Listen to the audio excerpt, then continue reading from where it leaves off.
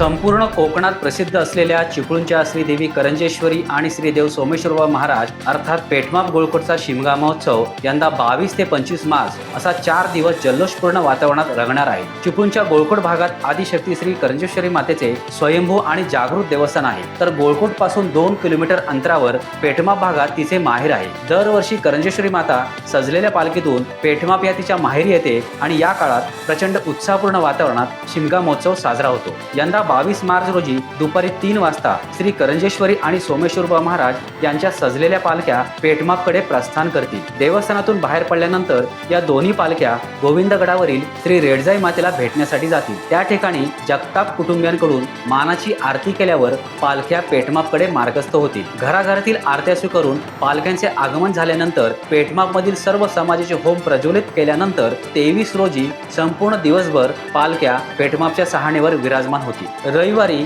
24 मार्च रोजी सायंकाळी 4 वाजता शेरणे काढण्याच्या कार्यक्रमाला पालख्या रवाना होतील। शेरणे म्हणजे एका पिवळ्या वस्त्रामध्ये स्वतःच्या नावाची चिठ्ठी, हळदी कुंकवाची पुडी आणि श्रीफळ या साऱ्या वस्तू बांधून पेठमापच्या मैदानामध्ये मध्यरात्री उरल्या जातात। ज्या भक्ताचा नवस पूर्ण व्हायचा असेल त्या भक्ताचे शरण देवी शोधून काढते आणि मग या भक्ताची मनोकामना वर्षभरात पूर्ण होते असा आजवरचा अनुभव आहे। नवे भक्तांची तशी गाढ श्रद्धा आहे, त्यामुळे हा स्वर्गीय सोहळा पाहण्यासाठी पेठमापच्या मैदानावर लाखो भाविकांची प्रचंड गर्दी होते आणि या सोहळ्याला भव्य जत्रेचे स्वरूप प्राप्त होते। जल्लोष, आनंद आणि उत्साह या निमित्ताने सर्वत्र पाहायला मिळतो। सायंकाळी 4 ते 6 या 2 तासांमध्ये शेरणे काढल्यानंतर पुन्हा या दोन्ही पालख्या घराघरातील आरत्या स्वीकारून गोळकोटकडे मार्गस्थ होतात। गोळकोटला आगमन झाल्यानंतर भद्रीचा होम पेटवला जातो आणि दिवसभरासाठी पालख्या गोळकोटच्या सहाणेवर स्थानापन्न होतात। सायंकाळी